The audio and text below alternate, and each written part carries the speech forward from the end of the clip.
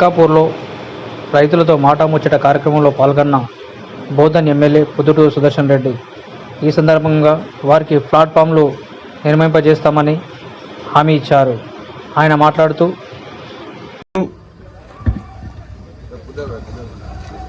నాతో వచ్చేసిన పెద్దలు జీవన్ రెడ్డి గారికి, మా చైర్మన్ గారికి, చంద్రమోహన్ గారికి, వినయ్ గారికి అందరికీ నా హృదయపూర్వక నమస్కారాలు. మరి నేను ఎక్కువ మాట్లాడకుండా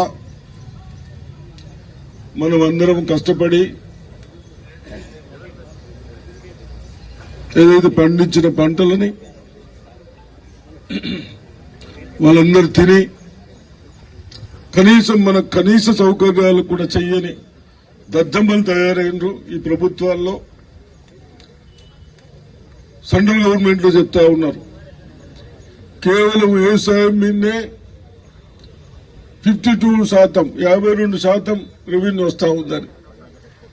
మరి అటువంటి వాళ్ళు చిన్న చిన్న వ్యవసాయంకి ఏం కావాలో కూడా చేయకుండా దుర్మార్గం పనులు చేస్తా ఉంటే మన ప్రైమ్ మినిస్టర్ గారు బుల్లెట్ ట్రైన్, అసలు ట్రైన్లు లేవు, గీడ ఏది ఇది మామిడిపల్లిలా బిడ్స్ సిగ్గు లేకుండా ఎన్ని రోజులేదు. ఇటువంటి చేస్తా ఉంటే మనకు సౌకర్యాలు పెరుగుతూ ఉంటాయి. అవన్నీ పక్కన పెట్టి తప్పనిసరిగా మీరందరూ మీ గ్రామానికి స్పెషల్ గా ఏదైనా ఇబ్బందులు ఉంటే చెప్పండి. ఈ జీవన్ రెడ్డి సాబ్ పెద్ద మనిషి, 6 సార్లు ఎమ్మెల్యే, ఒక సిస్టమ్ ఉన్నవాళ్ళు.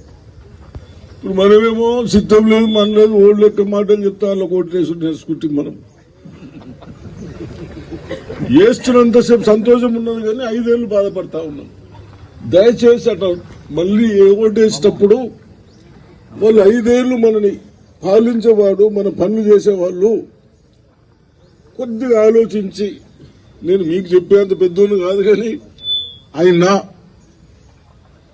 తొందరపడకుండా వాస్తవాలకు ప్రాజెక్టులు ఎవరు చేశారు, లిఫ్ట్ ఎవరు చేశారు, డ్రిప్లు ఎవరు ఇచ్చారు, ఎందుకు ఇచ్చారు, వీళ్ళ లెక్కన చేస్తే మనం వ్యవసాయం ఇంత డెవలప్ ఉండకపోతుంది.